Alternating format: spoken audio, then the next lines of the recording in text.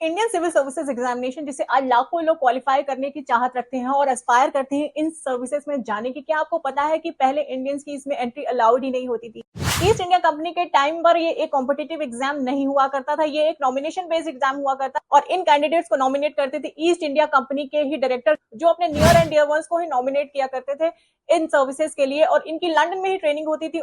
Year by year इसमें further development होते गए और फाइनली इसे बनाया गया 1854 में मैकलॉ रिपोर्ट के बाद एक कंपटीशन बेस्ड एग्जाम। बट तब भी ये इंडियंस के लिए इतना आसान नहीं होता था, क्योंकि ये एग्जाम सिर्फ और सिर्फ लंदन में हुआ करते थे और इसको क्वालिफाई करने की जो मैक्सिमम एज रखी गई थी वो थी 19 ईयर्स। इसके अलावा इस एग्जाम के पेपर को इस तरह से सेट किया जाता था कि इंडियंस उसे क्वालिफाई कर ही ना सके। मतलब उनका जो पेपर होता था वो यूरोपियन हिस्ट्री या यूरोपियन सिलेबस के अकॉर्डिंग होता था, बट फिर भी कुछ ब्रिलियंट इंडियंस ने इसे क्वालिफाई करके दिखाया, जैसे कि सत्येंद्रनाथ टैगोर जो रविन्द्रनाथ टैगोर के भाई थे, एस एन बैनर्जी, आनंद मोहन बोस और 1920 में इसे क्वालिफाई किया हमारे नेता